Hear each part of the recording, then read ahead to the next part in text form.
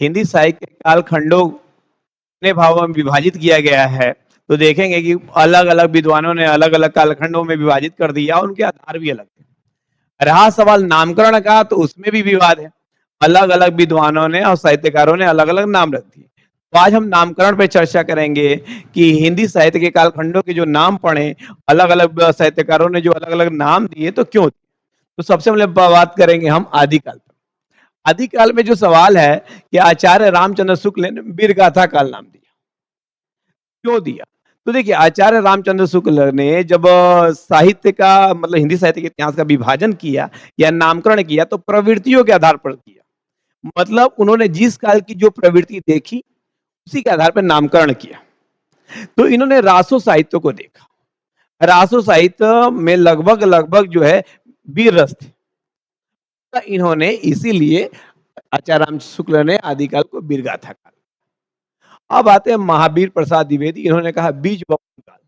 तो देखिए, आदिकाल का ये एक तरह से पर्यायवाची है कि मतलब भाई प्रारंभ हुआ, तो प्रारंभ हुआ तो बीज वपन का बीज होए गए, मतलब हिंदी यहाँ से प्रारंभ होती है, हिंदी साहित्य यहाँ से प्रारंभ होता है, इसलिए इन्होंने बीज वपन काल रखा। उसके बाद आते हैं ग्रियर्सन जी, ग्रियर्सन ने चारण काल नाम रखा। देखिए, आदिकाल में सामंतवादी मतलब माहौल थे, एक सामंत दूसरे सामंत से लड़ा करते थे।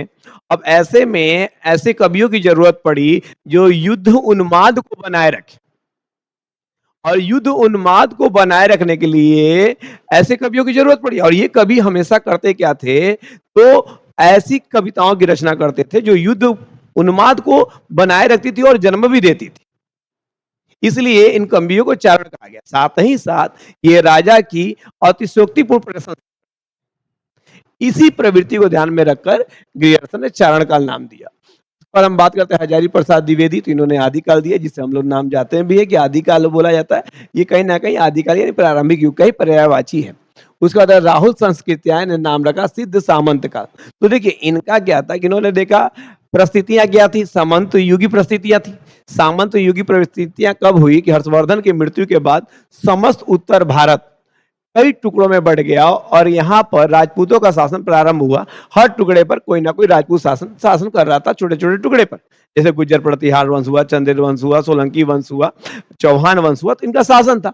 अब ये आपस में लड़ा करते थे, तो ये सामंती मतलब माहौल को देखते हुए इन्होंने सामंत नाम रखा। और उसके बाद सिद्ध क्यों रखा? क्योंकि सिद्ध कवियों का प्रादुर्भाव हुआ और कहीं ना कहीं सिद्ध कवियों से प्रभावित थे, तो सिद्ध सामंत काल इनका नाम रखा गया। आगे हम बात करेंगे भक्ति काल की।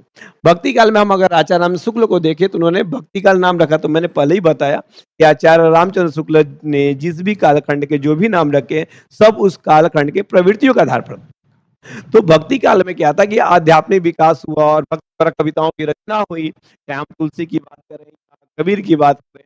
ऐसे में ये सारे की सारी प्रवृत्तियों आधारित नाम आचार्य राम शुक्ल ने रखा है। अब हम बात करते हैं गृहर्षण की, तो गृहर्षण ने स्वर्ण काल रखा। स्वर्ण काल क्यों रखा, उसके पीछे समझिएगा। स्वर्ण काल कोई सामान्य नाम नहीं है। अब देखेंगे कि मतलब भक्ति काल का परिस्थितियों पर जो आप पढ़ेंगे, तो सत्ता वर्ग मुसलमानों का था। और ये सत्ता वर्ग जो है, जिसे हिंदू जनता कनेक्टेड नहीं थी, और कहीं ना कहीं उन पर अत्याचार भी बढ़ रहे थे, जजिया जैसे टैक्स भी लग रहे थे।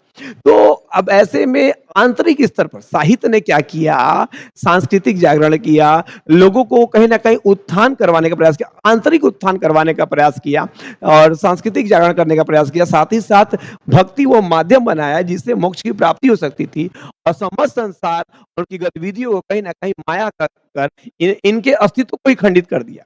एक अर्थ ये हुआ कि जब हमारी मंदिरों को या मूर्तियों को खंडन किया जा रहा था, ऐसे में जब हमारा मनोबल टूट रहा था, तब कबीर जी ने साफ साफ कहा कि भैया, भगवान जो है इन मंदिरों में या मूर्तियों में नहीं है, वो तुम्हारे अंदर है।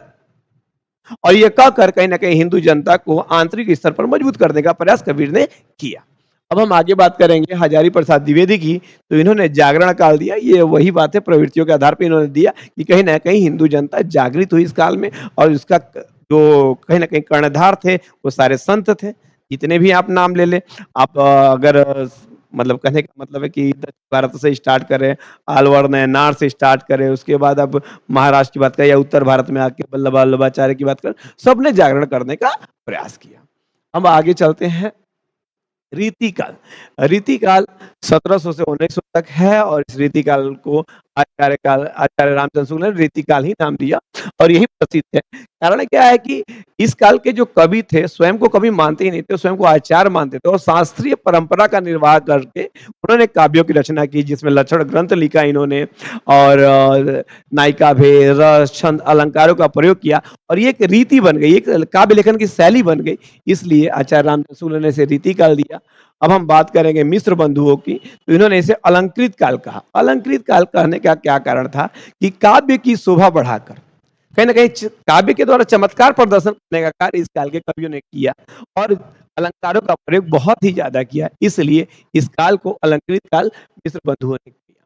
उसके बाद हम आते हैं विश्वनाथ प्रसाद, जिन्होंने श्रृंगार काल नाम दिया। तो श्रृंगार काल नाम के पीछे क्या था, रीतिकाल की जो मूल प्रवृत्ति थी वो क्या थी, सुरा सुंदरी शराब। तो इस तरह कहीं ना कहीं जब इस काल के कवियों को देखिएगा तो नायिका भेद होता है या नायिका भेद का वर्णन करते हैं, नायिका के नख से लेकर सिर तक का वर्णन करते हैं और इसलिए इस काल का नाम श्रृंगार काल विश्वनाथ प्रसाद ने रखा। अब हम बात करेंगे आधुनिक काल, तो मिश्र बंधु ने वर्तमान काल कहा, क्योंकि वो जो परिस्थितियां थी और उसको उन्होंने वर्तमान से जोड़ने का प्रयास किया। देखिए, सबसे पहले समझिए कि आधुनिक काल का प्रारंभ हम कैसे मानते हैं।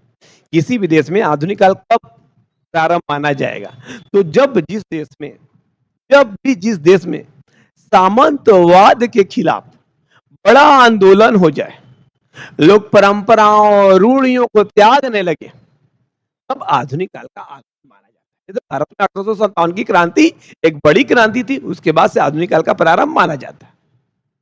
अब इसको लोगों ने वर्तमान काल भी नाम दिया। अब हम बात करेंगे आचार्य रामचंद्र शुक्ल ने, जिन्होंने गद्य काल नाम दिया। तो कारण क्या था कि देखिए, आधुनिक काल में गद्य की विधाएं जैसे उपन्यास, कहानी, नाटक इत्यादि का विकास हुआ, इसलिए उन्होंने गद्य काल नाम दिया है।